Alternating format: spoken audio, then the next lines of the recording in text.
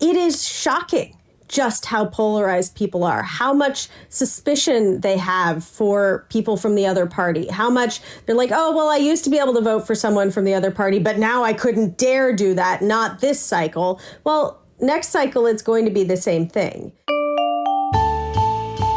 Hello and welcome to the GZERO World podcast.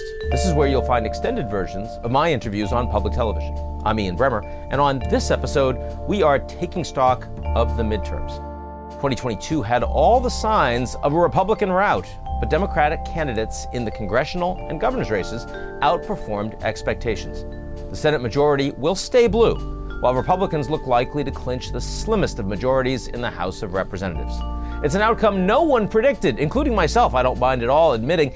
To make sense of it all and to look at the road ahead to 2024 for both parties and the country, I'm joined by NPR White House correspondent Tamara Keith. Let's get to it.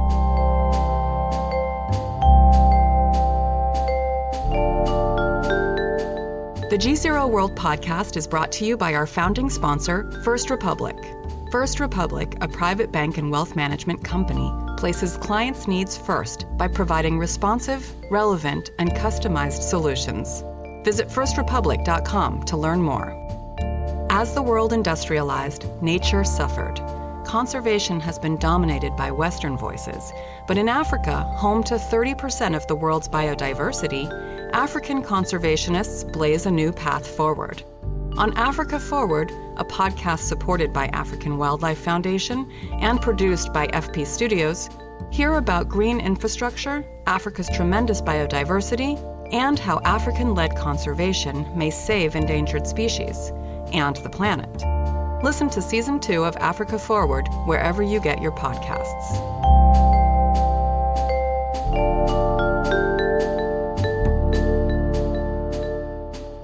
Tamara Keith, thanks so much for joining us on GZERO World. Glad to be with you. So this is our midterm show, and I guess I want to start with the single thing that surprised you the most, as someone who spends a lot of time thinking about the run-up.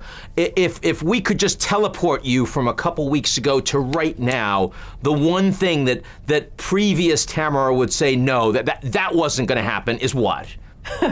Well, I was very uncomfortable with my gut instincts heading into this election because it felt like there were so many cross currents. I didn't know which of my gut instincts to trust.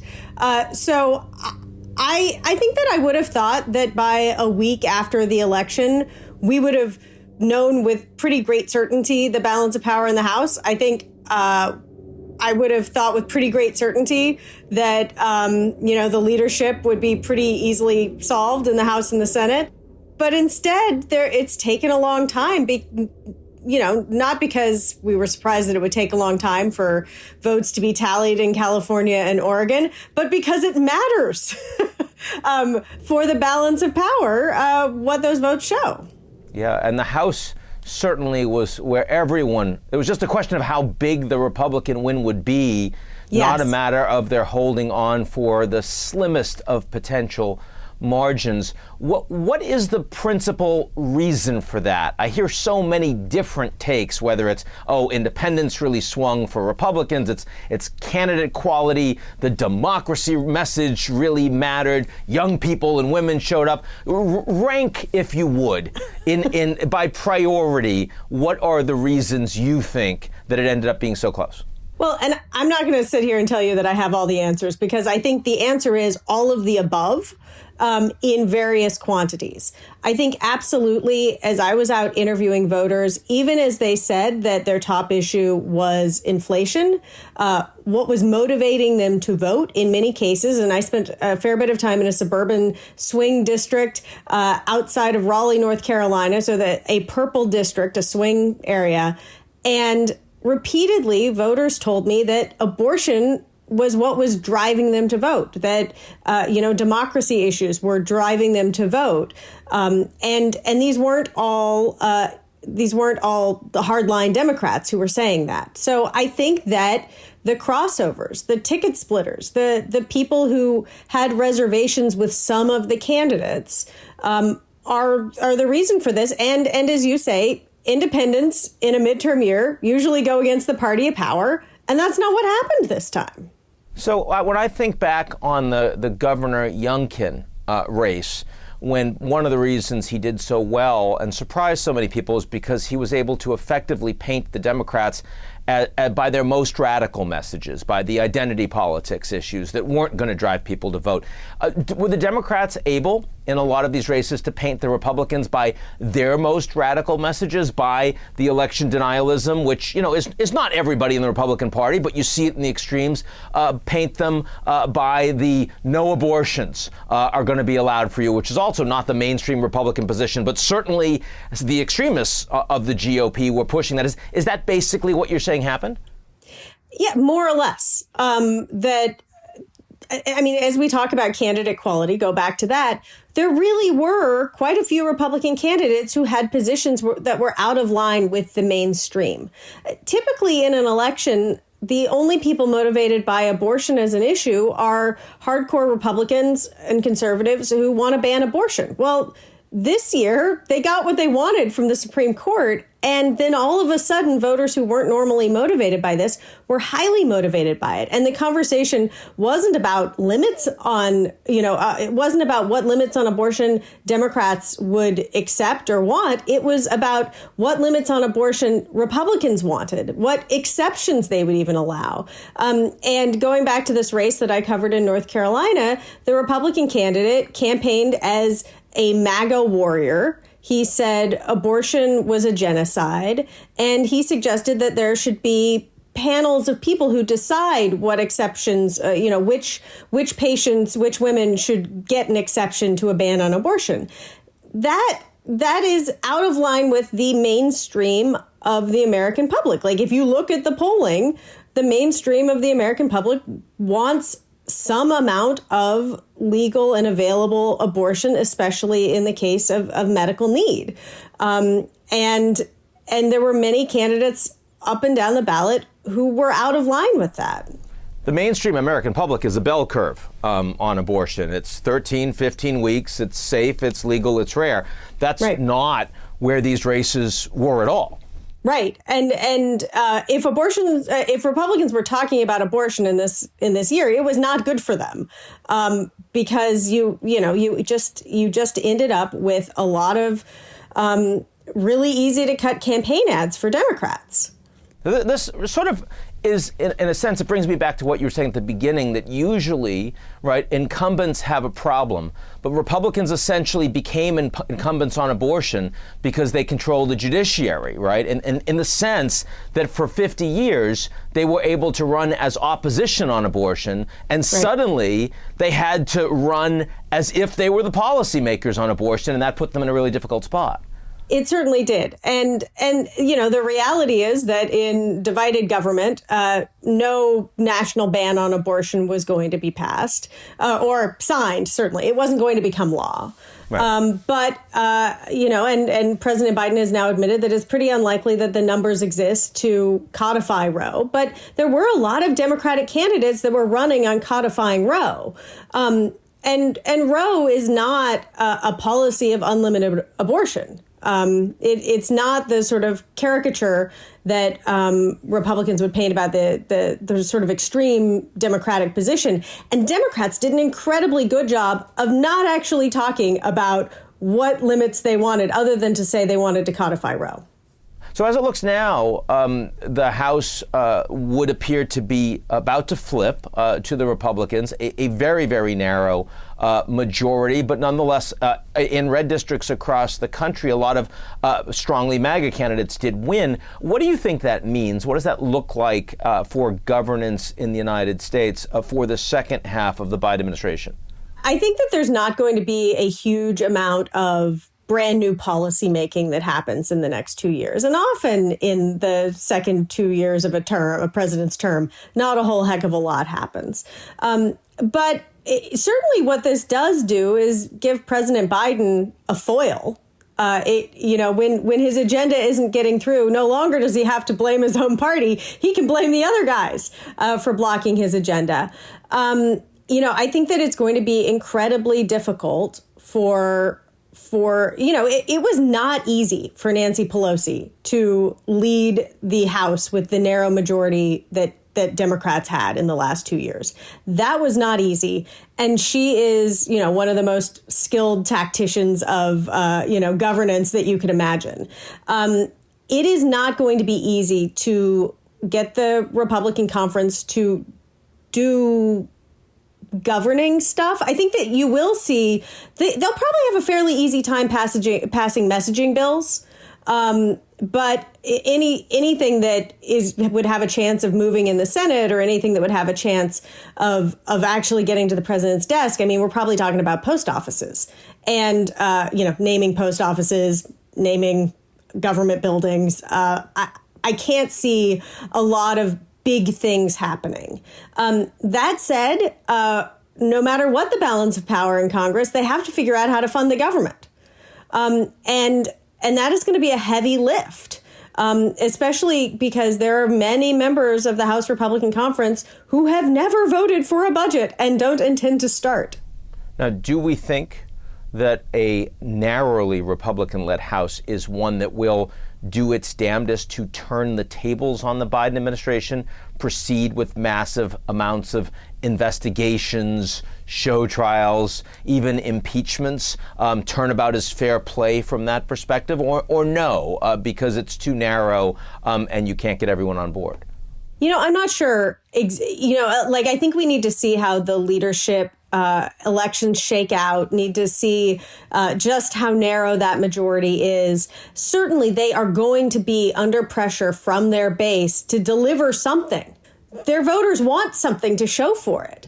And certainly, like you have members of Congress on the Republican side who have serious things that they want to investigate. And then you have members of Congress on the Republican side who, have less serious things that they want to investigate. It's clear that President Biden is hoping they overreach. Overreach in the same way that Newt Gingrich's investigations were felt to have overreached that led to his ultimate ouster. I don't know how far they will go, but I do have fond memories of past Republican Congresses making life pretty miserable for the Obama administration and covering those sorts of investigations. Now, in the aftermath of the midterms, the names that you hear as the most powerful individuals are governors. We hear a lot about DeSantis. We hear a lot about Abbott. We hear a lot about Whitmer. We hear a lot about Newsom, right? I mean, these are people with a lot of executive authority over significant economies in their own right, significant populations, and they performed really well as incumbents. Does that change how you think about American democracy? Does it make it more decentralized? Does it change how you think about the 2024 races? Give me your thoughts.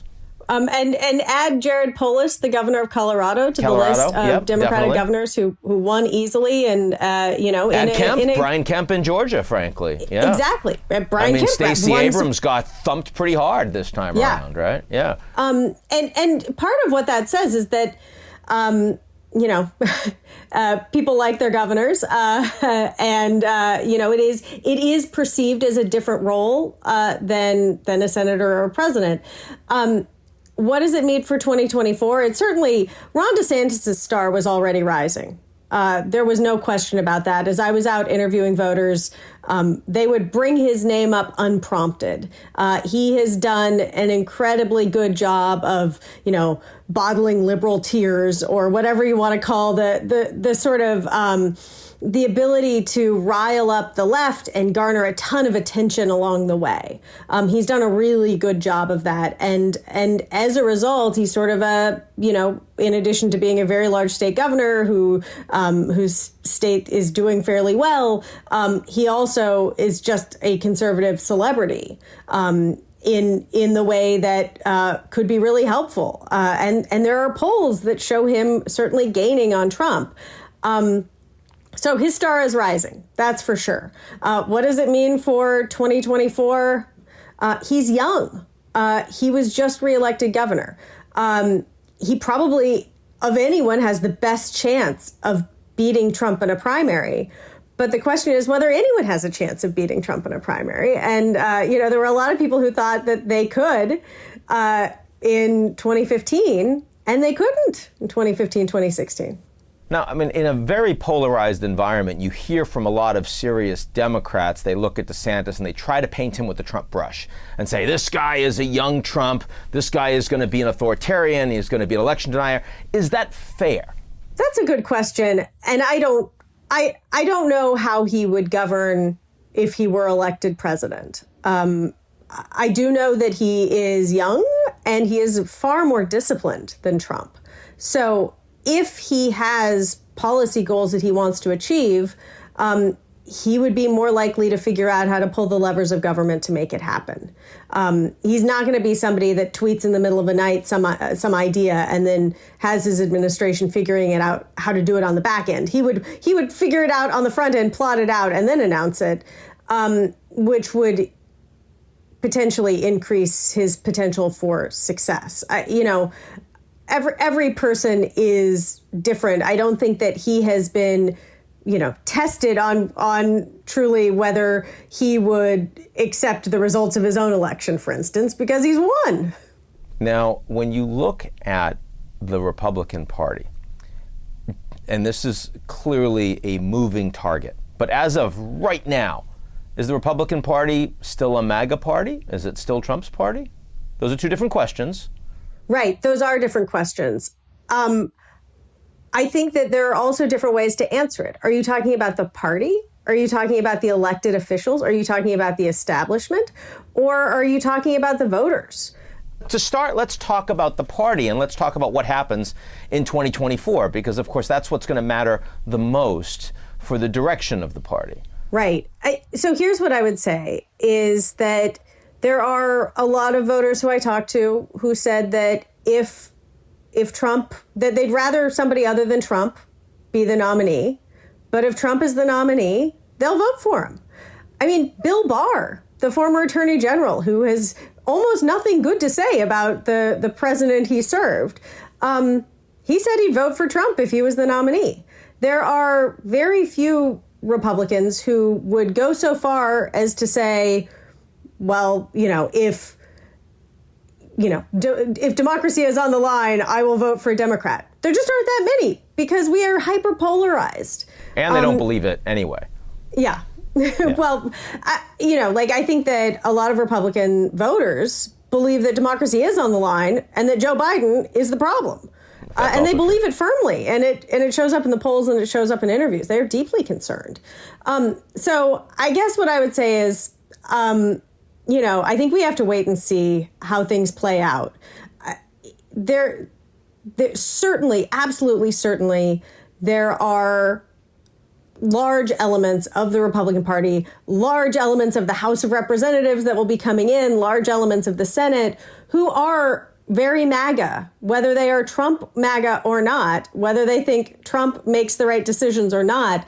The goals and the policies and even more importantly than that, I think the sort of brashness and approach and, lack of appreciation for the way things have worked. And that's not a bad thing from where they come from and where their voters come from. I think there's just a lot of people in the Republican Party who don't see themselves going back to, the nice, polite Mitch McConnell, Bob Dole Republican Party. We are too far down the road to take much solace in saying, okay, you just had a more normalized midterm election. A lot of the election deniers among governors, Secretary of State positions didn't win. Now we can take a breath. The divisions and the polarization in U.S. politics are going to persist well beyond these midterms. The level of, you see the polarization in polls, but then going out and talking to real people, it is shocking just how polarized people are, how much suspicion they have for people from the other party, how much they're like, oh, well, I used to be able to vote for someone from the other party, but now I couldn't dare do that, not this cycle. Well, next cycle, it's going to be the same thing. There is a huge amount of polarization. I don't exactly know how that gets better I don't think that polarization gets better just by electing Democrats, even though I think the president seemed to imply that, oh, well, we're on a better course now. We've elected more Democrats. It wasn't a Republican wave. I do think that, the lack of success of election deniers means that, especially running for Secretary of State positions and certain governorships around the country, means that the guardrails that held in 2020 will be there again. And those guardrails held on by a thread, but those guardrails held. And so, I think one of the more reassuring things about the last week or so is that any number of people who denied the results of the 2020 election have accepted the result of the 2022 election, even when they lost. And that is an encouraging sign for democracy. I mean, this is like one of the most basic core things in elections and not something that any of us a few years ago would have thought would even be a concern. But people have to concede. That's like part of our system. Now, before we go, I haven't asked you at all about the president. President Biden, of course, now with 2 years under his belt, a strong midterm response, better than most would have expected, as well as a number of legislative accomplishments he can point to. The guy is 80. I mean, if he wanted to retire after one term and spend some time with his grandkids, very few people would suggest that that would be inappropriate. Do you think it is significantly more likely that he now cedes the way for an open Democratic primary and says he's not going to run again? Do I think it is significantly more likely? No. He is going to have some family conversations, as he did several years ago. He's going to be making some big decisions. I don't think that he thinks he's done.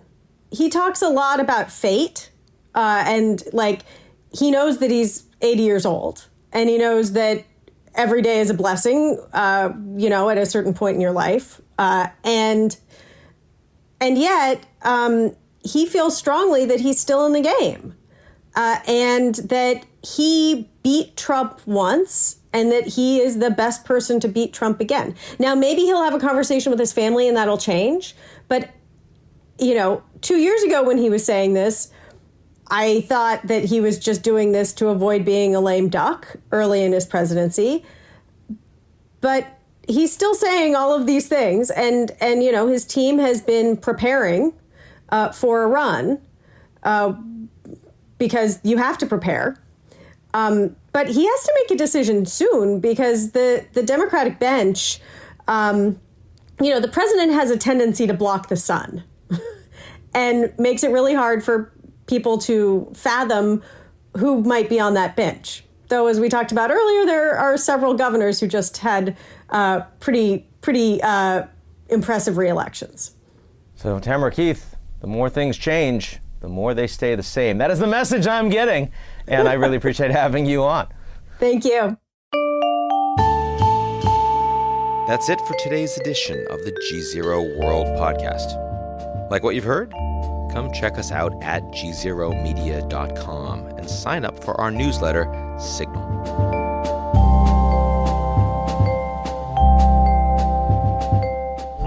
The GZERO World podcast is brought to you by our founding sponsor, First Republic. First Republic, a private bank and wealth management company, places clients' needs first by providing responsive, relevant, and customized solutions. Visit firstrepublic.com to learn more. As the world industrialized, nature suffered. Conservation has been dominated by Western voices, but in Africa, home to 30% of the world's biodiversity, African conservationists blaze a new path forward.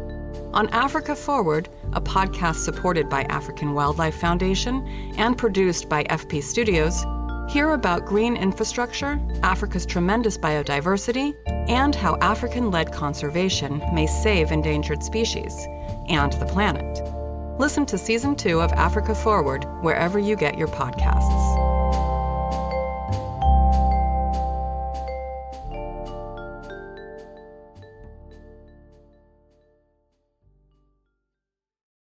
You're listening to the GZERO World with Ian Bremmer podcast, your weekly geopolitical deep dive into the world's biggest news stories, featuring in-depth conversations with global leaders and newsmakers.